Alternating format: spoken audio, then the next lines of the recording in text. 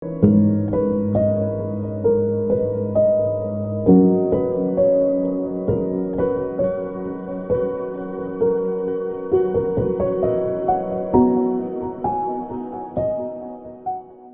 நாளிலேயும் சிலுவை தியான நிகழ்ச்சிக்கு ஆண்டவராக இருக்கிற இயேசுவின் நாமத்தினால மீண்டும் வரவேற்கிறேன். ஒவ்வொரு நாளும் ஒவ்வொரு வசனத்தின் அடிப்படையில் நம் காரியங்களை பார்த்து கொண்டிருக்கிறோம்.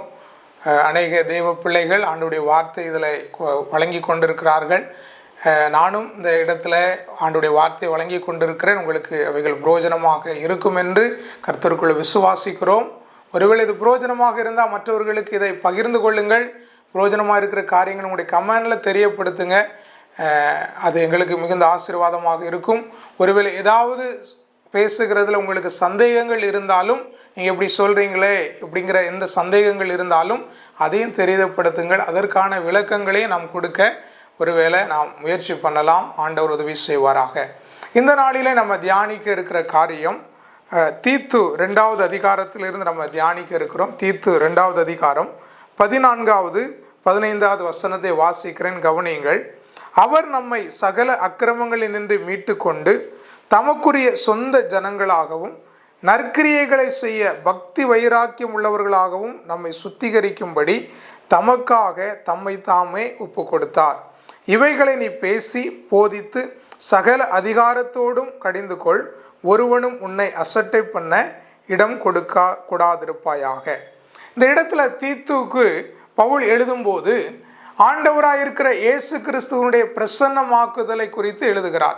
அதற்காக ஜனங்கள் காத்திருக்க வேண்டும் என்கிறதான பல காரியங்களை சொல்லி கொண்டு வரும்போது அவர் சொல்லுகிற ஒரு காரியம் என்னவென்று சொன்னால், இயேசு கிறிஸ்து எதற்காக தன்னை தாமே ஒப்பு கொடுத்தார் அப்படிங்கிறதான ஒரு காரியத்தையும் அவர் சொல்லுகிறதை பார்க்க முடிகிறது.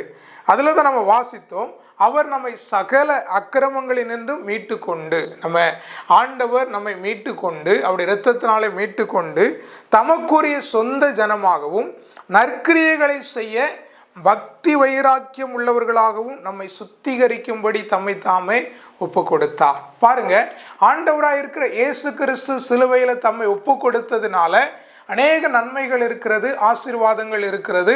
ஒருவேளை சில காரியங்களை நம்ம பார்த்துருக்கிறோம். வருகிற நாட்களில் நீங்கள் அவைகளை நீங்கள் பார்ப்பீர்கள். சில காரியங்களை நீங்கள் அறிந்தும் இருக்கிறீர்கள். இல்லை, பல காரியங்கள் உண்டு. இயேசு ஏன் சிலுவையில் தன்னை ஒப்பு கொடுத்தார் என்று சொல்லி பார்க்கும்போது பல காரியங்கள் உண்டு. அதில் ஒரு காரியம் என்னவென்று சொன்னால், பவுல் தீத்துக்கு எழுதும்போது சொல்லுகிறார், நாம் நற்கிரியைகளை செய்ய பக்தி வைராக்கியம் உள்ளவர்களாக இருக்கும்படி ஆண்டவர் என்ன பண்ணாராம், நம்மை சுத்திகரிக்கும்படி நமக்காக தம்மை தாமே ஒப்பு கொடுத்தார். பாருங்க, ஆண்டவருடைய பிள்ளைகள் நற்கிரியைகளை செய்கிறதுல பக்தி வைராக்கியம் உடையவர்களாக நாம் இருக்க வேண்டும். பாருங்க, இன்னைக்கு மனிதர்கள் அநேக விதத்தில் வைராக்கியம் பாராட்டுகிறார்கள். இல்லை, நான் என்ன பண்ண மாட்டேன், அவங்ககிட்ட பேச மாட்டேன். இல்லை, செத்தாலும் நான் என்ன பண்ண மாட்டேன், அவங்க முகத்தில் முடிக்க மாட்டேன். அப்படிலாம் பலவிதமான காரியங்களில் நம்ம வைராக்கியம் பாராட்டுறோம். பவுல் ஒரு இடத்துல சொல்லும்போது சொல்லுகிறார், நல் விஷயத்தில் வைராக்கியம் பாராட்டுகிறது நல்லது என்று சொல்லுகிறார். ஒருவேளை நல்ல காரியங்களில், ஆண்டவருடைய காரியங்களில், இல்லை ஆண்டவருக்காக நிற்கிற காரியங்களில், நல்ல காரியங்களில் நம்ம வைராக்கியம் பாராட்டலாம். எப்படி தானியேல் நான் விக்கிரகத்தை ஆராதிக்க மாட்டேன்னு வைராக்கியம் பாராட்டினாரோ, அதே போல் அப்படிப்பட்ட காரியத்தில் நம்ம வைராக்கியம் பாராட்டலாம். ஆனால் மற்ற காரியங்களில் நாம் வைராக்கியம் பாராட்டுகிறவர்களாக இருக்கக்கூடாது. நம்ம தியானித்த வசனத்தில் சொல்லுகிறது, நற்கிரியைகளை செய்கிறதுல பக்தி வைராக்கியம் உடையவங்களாக நீங்களும் நான் என்ன பண்ண வேண்டுமா, இருக்கணுமா. அதற்காக தான் இயேசு கிறிஸ்து சிலுவையில் தன்னை தாமே ஒப்பு கொடுத்தார் அப்படின்னு சொல்லி எழுதப்பட்டிருக்கிறதை நம்ம பார்க்கிறோம். அப்போ இந்த நாட்களில் சிலுவையை தியானிக்கிற நாம், சிலுவை என்றால் சிலுவை வெறும் மரம் தான். நீங்கள் செய்தியில் பார்த்திருப்பீர்கள், அது உண்மைதான், வெறும் மரம் தான். சிலுவையில் அறையப்பட்ட இயேசு, அதுதான் முக்கியம். இல்லை, நம்ம சிலுவை என்று சொல்லுவது இயேசு கிறிஸ்து சிலுவையில் அறையப்பட்டதுனால சிலுவை தியானம் என்று சொல்லுகிறோம். ஆனால் சிலுவையில் அறையப்பட்ட இயேசுவையும் சிலுவையில் அவர் அறையப்பட்டதுனால உண்டான நன்மைகளையும் தியானிப்பது தான் நல்ல ஒரு காரியம். பாருங்க, அப்போ அப்படி ஆண்டவர் ஒப்பு கொடுத்தது எதற்காக ஒப்பு கொடுத்தார் என்று சொல்லி பார்க்கும்போது நற்கிரியைகளை செய்கிறதுல பக்தி வைராக்கியம் உள்ளவர்களாக இருக்க. அப்போ இந்த நாளில் சிலுவையை தியானிக்கிற நாட்களில் நாம் ஒரு காரியத்தை உணர்ந்து கொள்ள வேண்டும்.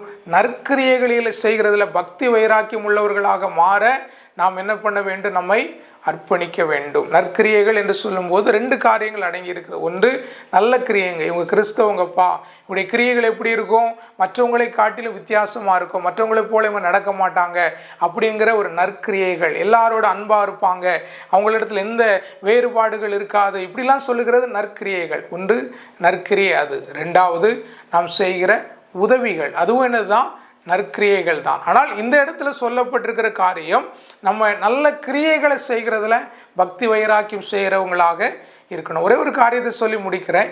சில நேரத்தில் நம்ம நல்ல காரியங்களில் பக்தி வைராக்கியத்தோடு இருக்கும்போது அது உலகத்தால் என்ன பண்ண முடியாது, ஏற்றுக்கொள்ள முடியாது. சில நேரத்தில் கிறிஸ்தவர்களால் கூட என்ன பண்ணக்கூடியாது, ஏற்றுக்கொள்ள முடியாது. ஆனால் ஆண்டவர் அந்த நற்கிரியைகளை செய்கிறதுல நம்ம பக்தி வைராக்கியம் உள்ளவராக இருக்கிறேன்னு சொல்லி இருக்கிறதுனால பாருங்க, ஆண்டவருக்கு பிரியமான காரியத்தை செய்வதற்கு உலகத்தில் மனிதர்கள் நம்மை எதிர்த்தாலும் சரி, நம்ம பக்தி வைராக்கியம் உள்ளவங்களாக இருப்போம் என்று சொன்னால், எப்படி தானியேலை விடுவித்து ஆண்டவர் இன்னும் உயர்த்தினாரோ அப்படி உங்களை என்னை உயர்த்த அவர் போதுமானவராக இருக்கிறார்.